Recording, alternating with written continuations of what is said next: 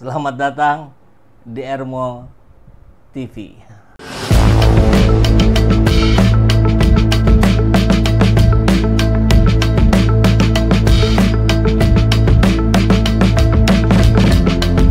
Bersama saya, Saiful Zaman, kebaikan yang terorganisir akan selalu mengalahkan kejahatan.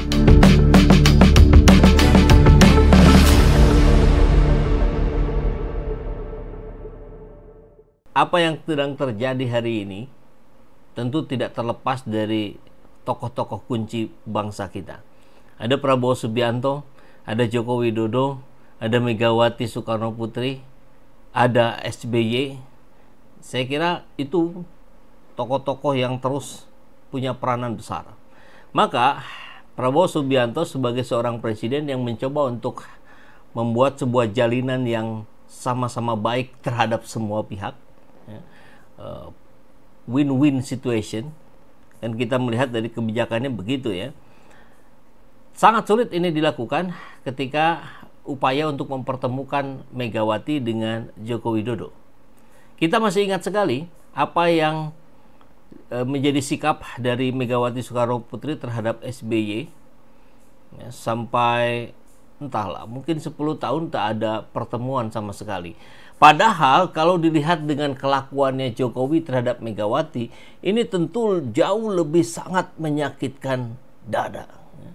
Pengkhianatan setelah lebih dari 15 tahun, 17 tahun, 18 tahun. Dari Jokowi diusung oleh Megawati menjadi wali kota Solo, nyambung gubernur Jakarta, presiden 2 periode, kemudian berkhianat.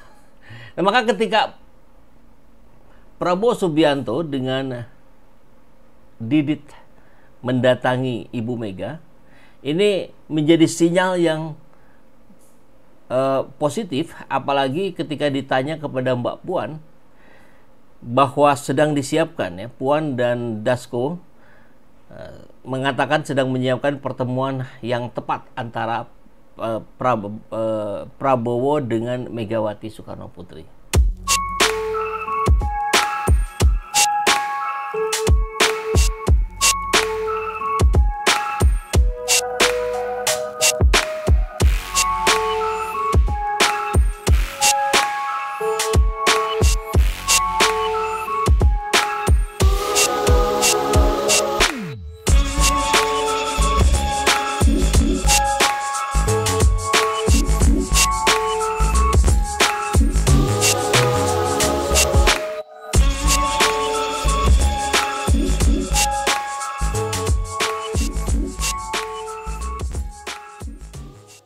Maka kalau ini terjadi, ya itulah yang disebut dengan kondisi ketar-ketirnya Joko Widodo makin menjadi-jadi.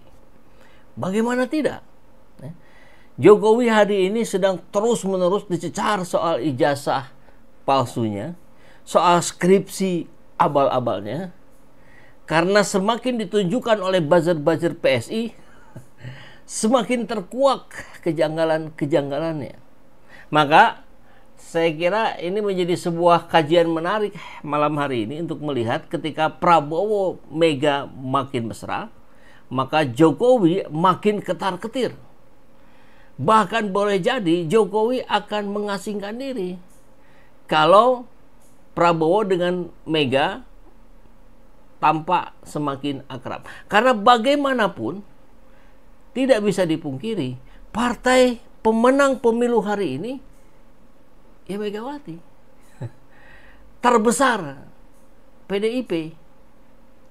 Maka tidak bisa dipandang sebelah mata saya kira. Apalagi kalau kita melihat apa yang ditampakkan oleh Puan Maharani yang tidak mengambil sikap oposisi terhadap Prabowo Subianto kan.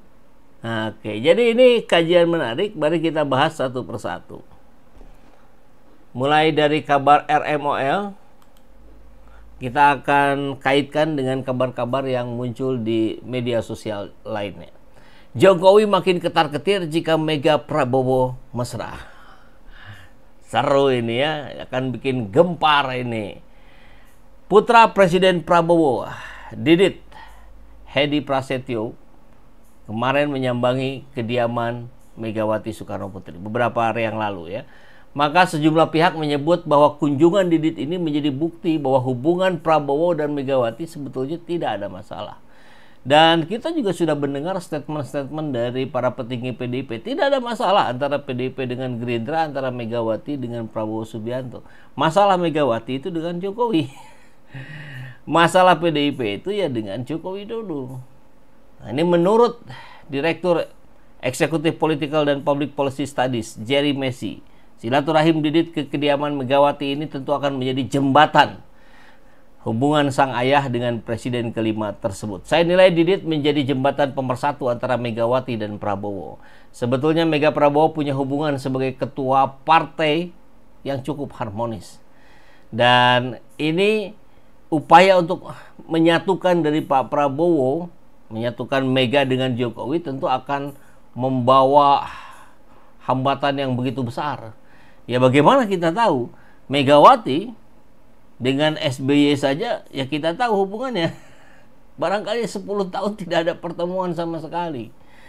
Kalau SBY datang, Mega nggak datang. Kalau dipastikan SBY nggak datang, Mega datang. Kan kurang lebih begitulah. Apalagi dengan Joko Widodo gitu. Jadi kalau kita lihat nanti kemudian Prabowo jadi bertemu dengan Megawati, maka ini sinyalemen terpojoknya posisi Joko Widodo yang hari ini pun semakin terpojok oleh media dan para tokoh-tokoh kritis. Bahkan ada yang akan mendatanginya di tanggal 16 April. Ya diberi opsi juga kalau mau datang di 15 April monggo ke UGM ya, pertemuan bersama-sama dengan rektor, dekan dan sebagainya. Nah, kalau kata Nasudin Cirebon, entah ini kabar baik atau kabar buruk buat rakyat. Mesranya Mega Prabowo terhadap kondisi hidup rakyat. Saya kira yang terpenting adalah stabilitas. Stabilitas politik tentu dampaknya pada stabilitas ekonomi. Maka mau tidak mau, perpolitikan ini harus dibawa ke ruang-ruang yang lebih adem, yang lebih tentram. Bagaimana cara membuat situasi ini lebih adem, ayem, tentrem ini? Ya, sumber masalah bangsa selama ini harus diselesaikan terlebih dahulu. Apa itu? Ya Joko Widodo.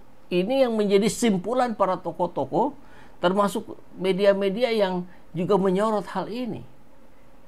Iya kan? Jadi simpelnya begitu saja. Kalau selama Jokowi tidak diseret atau dibawa ke pengadilan, ini akan sulit.